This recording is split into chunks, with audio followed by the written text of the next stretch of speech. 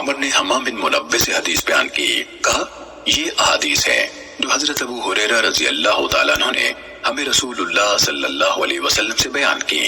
پھر انہوں نے کئی احادیث ذکر کی، ان میں سے ایک حدیث یہ ہے کہ رسول اللہ صلی اللہ علیہ وسلم نے فرمایا، بنی اسرائیل سے کہا گیا شہر کے دروازے میں سجدہ کرتے ہوئے جاؤ اور کہو حتۃ، یعنی ہمیں بخش دے، ہم تمہاری خطائیں بخش دیں گے۔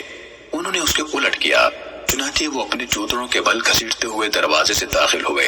اور انہوں نے حتۃ کے بجائے ہمیں بالی میں دانا چاہیے کہا۔ صحیح مسلم حدیث نمبر 7523۔ ابن شہاب سے روایت ہے، کہا مجھے حضرت انس بن مالک رضی اللہ تعالیٰ عنہ نے خبر دی کہ اللہ عز و جل نے رسول اللہ صلی اللہ علیہ وسلم کی وفات سے پہلے آپ کی وفات تک لگاتار وحی نازل فرمائی، اور جس دن آپ کی وفات ہوئی اس دن سب سے زیادہ وحی آئی۔ صحیح مسلم حدیث نمبر 7524۔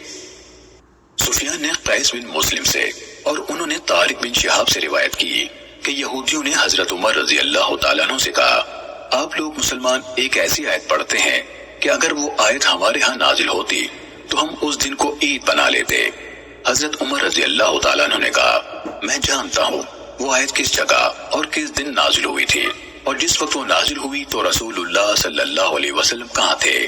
یہ آیت عرفہ کے مقام پر نازل ہوئی تھی، اور اس وقت رسول اللہ صلی اللہ علیہ وسلم میدان عرفات میں تھے۔ سفیان نے کہا، مجھے شک ہے کہ حضرت عمر رضی اللہ تعالیٰ عنہ نے یہ بھی کہا تھا جمعے کا دن تھا یا نہیں، ان کی مراد اس آیت سے تھی، آج میں نے تمہارے لیے تمہارا دین مکمل کر دیا اور تم پر اپنی نعمت پوری کر دی۔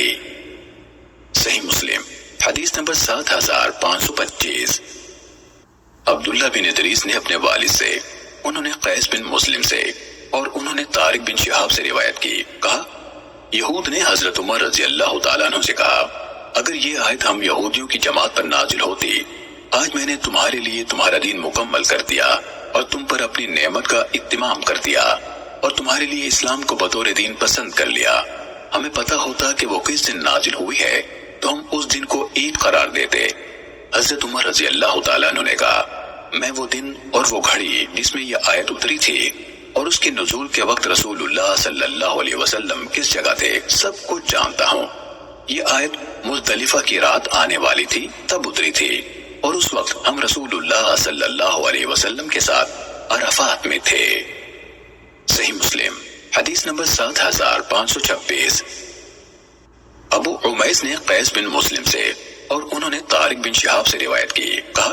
یہودیوں میں سے ایک شخص حضرت عمر رضی اللہ تعالیٰ عنہ کے پاس آیا اور کہنے لگا، امیر المومنین،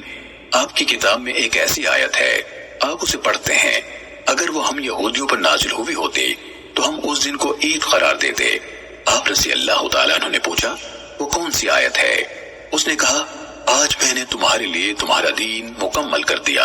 اور تم پر اپنی نعمت تمام کر دی اور تمہارے لیے اسلام کو دین کے طور پر پسند کر لیا۔ تو حضرت عمر رضی اللہ تعالیٰ عنہ نے کہا، میں وہ دن بھی جانتا ہوں جس میں یہ نازل ہوئی، وہ جگہ بھی جہاں یہ نازل ہوئی۔ یہ آیت عرفات میں جمعے کے دن رسول اللہ صلی اللہ علیہ وسلم پر نازل ہوئی تھی۔ صحیح مسلم حدیث نمبر 7527۔ یونس نے ابن شہاب سے روایت کی، انہوں نے کہا، مجھے عروہ بن زبیر نے خبر دی کہ انہوں نے حضرت عائشہ رضی اللہ تعالیٰ عنہ سے اللہ عز و جل کے فرمان، اگر تمہیں خدشہ ہو کہ تم یتیم لڑکیوں کے معاملے میں انصاف نہیں کر پاؤ گے تو ان عورتوں میں سے جو تمہیں اچھی لگیں 2 3 4 سے نکاح کر لو کے بارے میں سوال کیا۔ تو انہوں نے کہا، میرے بھانجے، یہ اس یتیم لڑکی کے بارے میں ہے جو اپنے ولی کی کفالت میں ہوتی ہے، اس کے موروثی مال میں اس کے ساتھ شریک ہوتی ہے، تو اس کے ولی یعنی چچا زاد وغیرہ کو اس کا مال اور جمال دونوں پسند ہوتے ہیں، اور اس کا ولی چاہتا ہے کہ اس کے مہر میں انصاف کیے بغیر اس سے شادی کر لے، اور وہ بھی اسے اتنا مہر دے جتنا کوئی دوسرا اسے دے گا۔ چنانچہ ان لوگوں کو اس بات سے روک دیا گیا کہ وہ ان کے ساتھ شادی کریں، الا یہ کہ وہ مہر میں ان سے انصاف کریں، اور مہر میں جو سب سے اونچا طریقہ رائج ہے اس کی پابندی کریں، اور اگر وہ ایسا نہیں کر سکتے تو انہیں حکم دیا گیا کہ ان یتیم لڑکیوں سے سوا جو عورتیں انہیں اچھی لگیں ان سے شادی کر لیں۔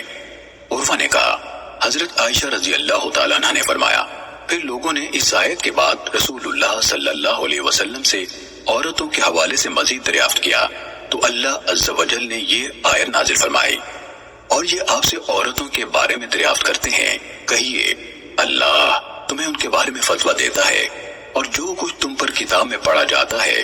وہ ان یتیم عورتوں کے بارے میں ہے جنہیں تم وہ نہیں دیتے جو ان کے لیے فرض کیا گیا ہے، اور رغبت رکھتے ہو کہ ان سے نکاح کر لو۔ عائشہ رضی اللہ تعالیٰ عنہ نے کہا، جس بات کا اللہ تعالیٰ نے ذکر فرمایا ہے وہ کتاب میں تلاوت کی جاتی ہے، وہ وہی پہلی آیت ہے جس میں اللہ فرماتا ہے، اگر تمہیں خدشہ ہو کہ تم یتیم لڑکیوں کے بارے میں انصاف نہیں کر پاؤ گے تو دوسری جو عورتیں تمہیں اچھی لگیں ان سے نکاح کرو۔ حضرت عائشہ رضی اللہ تعالیٰ عنہ نے کہا، اور بات والی آیت میں اللہ تعالیٰ کے فرمان اور تم ان کے نکاح سے رغبت کرتے ہو،